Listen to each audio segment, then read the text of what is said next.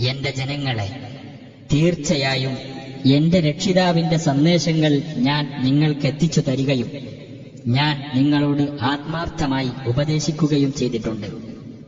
അങ്ങനെയായിരിക്കെ സത്യനിഷേധികളായ ജനതയുടെ പേരിൽ ഞാൻ എന്തിനു ദുഃഖിക്കണം? ഏതൊരു നാട്ടിൽ നാം പ്രവാചകനെ അയച്ചപ്പോൾ അവിടത്തുകാരെ ദുരിതവും കഷ്ടപ്പാടും കൊണ്ട് നാം പിടികൂടാതിരുന്നിട്ടില്ല. അവർ വിനയമുള്ളവരായി തീരാൻ വേണ്ടിയത്രേ അത്. പിന്നെ നാം വിഷമത്തിന്റെ സ്ഥാനത്ത് സൗഖ്യം മാറ്റിവെച്ചു കൊടുത്തു. അങ്ങനെ അവർ അഭിവൃദ്ധിപ്പെട്ടു വളർന്നു. ഞങ്ങളുടെ പിതാക്കന്മാർക്കും ദുരിതവും സന്തോഷവുമൊക്കെ വന്നു ഭവിച്ചിട്ടുണ്ടല്ലോ എന്നാണ് അപ്പോൾ അവർ പറഞ്ഞത്.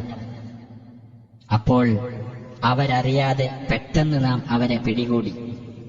ആ നാടുകളിലുള്ളവർ വിശ്വസിക്കുകയും സൂക്ഷ്മത പാലിക്കുകയും ചെയ്തിരുന്നെങ്കിൽ ആകാശത്തുനിന്നും ഭൂമിയിൽ നിന്നും നാം അവർക്ക് അനുഗ്രഹങ്ങൾ തുറന്നു കൊടുക്കുമായിരുന്നു. പക്ഷേ അവർ നിഷേധിച്ചു തള്ളുകയാണ് ചെയ്തത്. അപ്പോൾ അവർ ചെയ്തു വച്ചിരുന്നതിന്റെ ഫലമായി നാം അവരെ പിടികൂടി.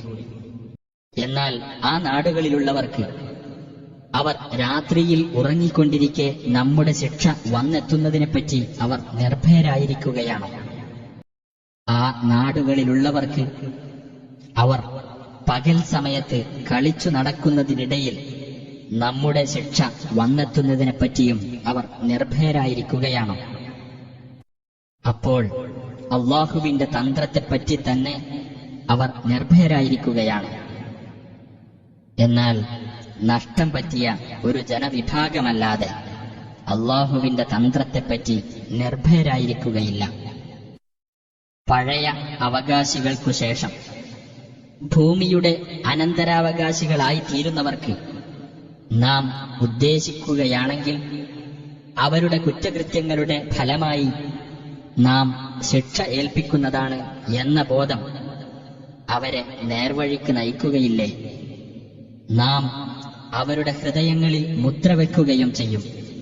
അപ്പോൾ അവർ ഒന്നും കേട്ടു മനസ്സിലാക്കാത്തവരായിത്തീരും. ആ നാടുകളുടെ വൃത്താന്തങ്ങളിൽ ചിലത് നാം നിനക്ക് വിവരിച്ചു തരികയാണ്. അവരിലേക്ക് അയക്കപ്പെട്ട ദൂതന്മാർ വ്യക്തമായ തെളിവുകളും കൊണ്ട് അവരുടെ അടുത്ത് ചെല്ലുകയുണ്ടായി. എന്നിട്ടും മുമ്പ് അവർ നിഷേധിച്ചു തള്ളിയിരുന്നതിൽ അവർ വിശ്വസിക്കുകയുണ്ടായില്ല. സത്യനിഷേധികളുടെ ഹൃദയങ്ങളിന്മേൽ അപ്രകാരം അല്ലാഹു മുദ്രവെക്കും. അവരിൽ അധിക പേർക്കും കരാറു പാലിക്കുന്ന സ്വഭാവം നാം കണ്ടില്ല. തീർച്ചയായും അവരിൽ അധിക പേരെയും ധിക്കാരികളായി തന്നെയാണ് നാം കണ്ടെത്തിയത്. പിന്നീട് അവരുടെയൊക്കെ ശേഷം മൂസായെ നമ്മുടെ ദൃഷ്ടാന്തങ്ങളുമായി ഫിർഔന്റെയും അവന്റെ പ്രമാണിമാരുടെയും അടുക്കലേക്ക് നാം നിയോഗിച്ചു. എന്നാൽ അവർ ആ ദൃഷ്ടാന്തങ്ങളോട് അന്യായം കാണിക്കുകയാണ് ചെയ്തത്. അപ്പോൾ നോക്കൂ, ആ നാശകാരികളുടെ പര്യവസാനം എങ്ങനെയായിരുന്നുവെന്ന്. മൂസ പറഞ്ഞു, ഫിർഔനെ, തീർച്ചയായും ഞാൻ ലോകരക്ഷിതാവിങ്കിൽ നിന്നുള്ള ദൂതനാകുന്നു. അള്ളാഹുവിന്റെ പേരിൽ സത്യമല്ലാതൊന്നും പറയാതിരിക്കാൻ കടപ്പെട്ടവനാണ് ഞാൻ. നിങ്ങളുടെ രക്ഷിതാവിങ്കിൽ നിന്നുള്ള വ്യക്തമായ തെളിവും കൊണ്ടാണ് ഞാൻ നിങ്ങളുടെ അടുത്തു വന്നിരിക്കുന്നത്. അതിനാൽ ഇസ്രായേൽ സന്തതികളെ എന്റെ കൂടെ അയക്കൂ. ഫിർഔൻ പറഞ്ഞു, നീ തെളിവും കൊണ്ട് തന്നെയാണ് വന്നിട്ടുള്ളതെങ്കിൽ അതിങ്ങ് കൊണ്ടുവാ, നീ സത്യവാൻമാരിൽപ്പെട്ടവനാണെങ്കിൽ. അപ്പോൾ മൂസ തന്റെ വടി താഴെയിട്ടു. അപ്പോഴതാ അത് ഒരു പ്രത്യക്ഷമായ സർപ്പമാകുന്നു. അദ്ദേഹം തന്റെ കൈ പുറത്തെടുത്ത് കാണിച്ചു. അപ്പോഴതാ നിരീക്ഷിക്കുന്നവർക്കെല്ലാം അത് വെള്ളയായി കാണുന്നു. ഫിർഔന്റെ ജനതയിലെ പ്രമാണിമാർ പറഞ്ഞു, ഇവൻ നല്ല വിവരമുള്ള ജാലവിദ്യക്കാരൻ തന്നെ. നിങ്ങളെ നിങ്ങളുടെ നാട്ടിൽ നിന്ന് പുറത്താക്കാനാണ് അവൻ ഉദ്ദേശിക്കുന്നത്. അതിനാൽ നിങ്ങൾക്കെന്താണ് നിർദ്ദേശിക്കാനുള്ളത്? അവർ ഫിർഔനോട് പറഞ്ഞു, ഇവനും ഇവന്റെ സഹോദരനും താങ്കൾ കുറച്ച് ഇട കൊടുക്കുക. നഗരങ്ങളിൽ ചെന്ന് വിളിച്ചുകൂട്ടാൻ ആളുകളെ അയക്കുകയും ചെയ്യുക. എല്ലാ വിവരമുള്ള ജാലവിദ്യക്കാരെയും അവർ താങ്കളുടെ അടുക്കൽ കൊണ്ടുവരട്ടെ. ജാലവിദ്യക്കാർ ഫിർഔന്റെ അടുത്തു വന്നു. അവർ പറഞ്ഞു, ഞങ്ങളാണ് ജയിക്കുന്നവരെങ്കിൽ ഞങ്ങൾക്ക് നല്ല പ്രതിഫലമുണ്ടായിരിക്കുമെന്ന് തീർച്ചയാണല്ലോ. ഫിർഔൻ പറഞ്ഞു, അതെ, തീർച്ചയായും നിങ്ങൾ എന്റെ അടുക്കൽ സാമീപ്യം നൽകപ്പെടുന്നവരുടെ കൂട്ടത്തിലായിരിക്കുകയും ചെയ്യും. അവർ പറഞ്ഞു, ഹേ മൂസ, ഒന്നുകിൽ നീ ഇടുക, അല്ലെങ്കിൽ ഞങ്ങളാകാം ഇടുന്നത്. മൂസ പറഞ്ഞു, നിങ്ങൾ ഇട്ടുകൊള്ളുക. അങ്ങനെ ഇട്ടപ്പോൾ അവർ ആളുകളുടെ കണ്ണുകെട്ടുകയും അവർക്ക് ഭയമുണ്ടാക്കുകയും ചെയ്തു. വമ്പിച്ച ഒരു ജാലവിദ്യയാണ് അവർ കൊണ്ടുവന്നത്. മൂസാക്ക് നാം ബോധനം നൽകി, നീ നിന്റെ വടി ഇട്ടേക്കുക എന്ന്. അപ്പോൾ ആ വടിയതാ അവർ കൃത്രിമമായി ഉണ്ടാക്കിയതിനെ വിഴുങ്ങുന്നു. അങ്ങനെ സത്യം സ്ഥിരപ്പെടുകയും അവർ പ്രവർത്തിച്ചിരുന്നതെല്ലാം നിഷ്ഫലമാകുകയും ചെയ്തു. അങ്ങനെ അവിടെ വെച്ച് അവർ പരാജയപ്പെടുകയും അവർ നിസ്സാരന്മാരായി മാറുകയും ചെയ്തു. ആ ജാലവിദ്യക്കാർ സാഷ്ടാംഗം ചെയ്യുന്നവരായി വീഴുകയും ചെയ്തു. അവർ പറഞ്ഞു, ലോകരക്ഷിതാവിൽ ഞങ്ങളിതാ വിശ്വസിച്ചിരിക്കുന്നു, മൂസായുടെയും ഹാറൂന്റെയും രക്ഷിതാവിൽ. ഫിർഔൻ പറഞ്ഞു, ഞാൻ നിങ്ങൾക്ക് അനുവാദം നൽകുന്നതിന് മുമ്പ് നിങ്ങൾ വിശ്വസിച്ചിരിക്കുകയാണോ? ഈ നഗരത്തിലുള്ളവരെ ഇവിടെ നിന്ന് പുറത്താക്കാൻ വേണ്ടി നിങ്ങളെല്ലാം കൂടി ഇവിടെ വെച്ച് നടത്തിയ ഒരു ഗൂഢതന്ത്രം തന്നെയാണിത്. അതിനാൽ വഴിയെ നിങ്ങൾ മനസ്സിലാക്കിക്കൊള്ളൂ. നിങ്ങളുടെ കൈകളും കാലുകളും എതിർവശങ്ങളിൽ നിന്നായി ഞാൻ മുറിച്ചു കളയുക തന്നെ ചെയ്യും. പിന്നെ നിങ്ങളെ മുഴുവൻ ഞാൻ ക്രൂശിക്കുകയും ചെയ്യും, തീർച്ച. അവർ പറഞ്ഞു, തീർച്ചയായും ഞങ്ങളുടെ രക്ഷിതാവിങ്കലേക്കാണല്ലോ ഞങ്ങൾ തിരിച്ചെത്തുന്നത്. ഞങ്ങളുടെ രക്ഷിതാവിന്റെ ദൃഷ്ടാന്തങ്ങൾ ഞങ്ങൾക്ക് വന്നപ്പോൾ ഞങ്ങൾ അത് വിശ്വസിച്ചു എന്നത് മാത്രമാണല്ലോ നീ ഞങ്ങളുടെ മേൽ കുറ്റം ചുമത്തുന്നത്. ഞങ്ങളുടെ രക്ഷിതാവേ, ഞങ്ങളുടെ മേൽ നീ ക്ഷമ ചൊരിഞ്ഞു തരികയും ഞങ്ങളെ നീ മുസ്ലിങ്ങളായിക്കൊണ്ട് മരിപ്പിക്കുകയും ചെയ്യണമേ.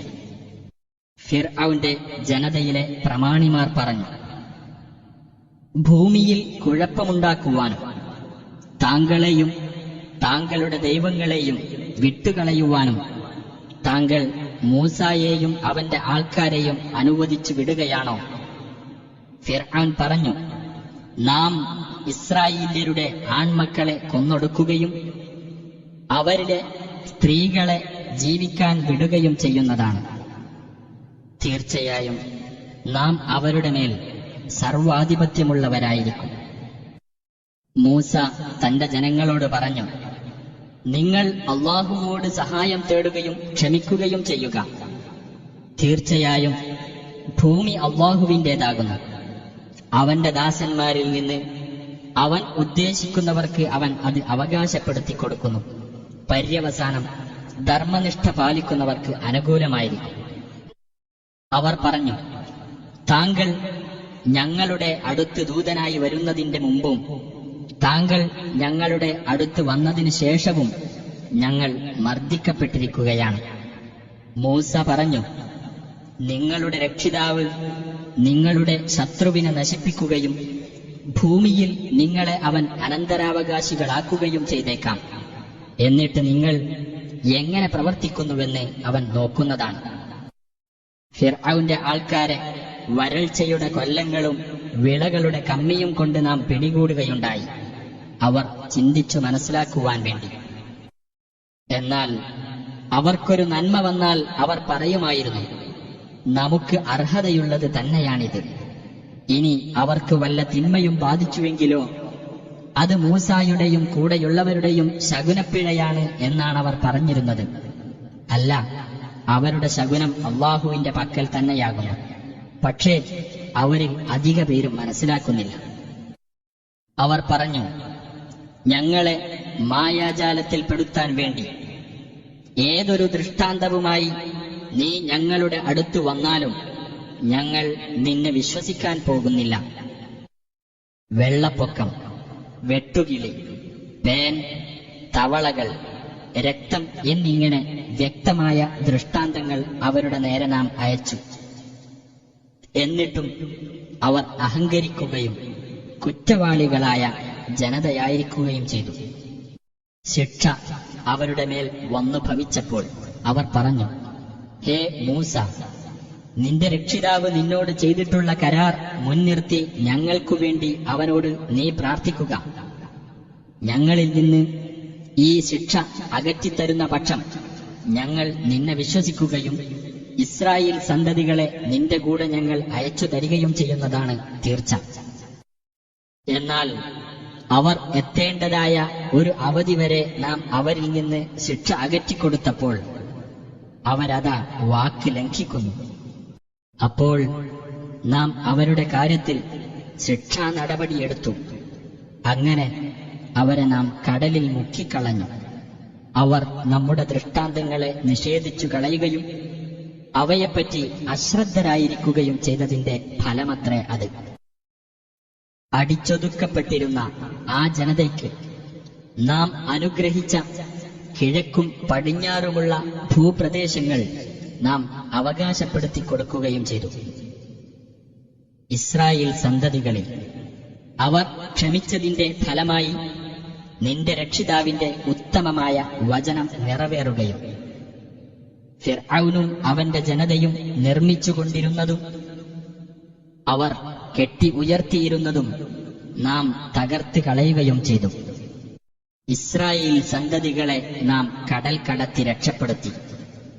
എന്നിട്ട് തങ്ങളുടെ ബിംബങ്ങളുടെ മുമ്പാകെ ഭജനമിരിക്കുന്ന ഒരു ജനതയുടെ അടുക്കൽ അവർ ചെന്നെത്തി. അവർ പറഞ്ഞു, ഹേ മൂസ, ഇവർക്ക് ദൈവങ്ങൾ ഉള്ളതുപോലെ ഞങ്ങൾക്കും ഒരു ദൈവത്തെ നീ ഏർപ്പെടുത്തി തരണം. അദ്ദേഹം പറഞ്ഞു, തീർച്ചയായും നിങ്ങൾ വിവരമില്ലാത്ത ഒരു ജനവിഭാഗമാകുന്നു.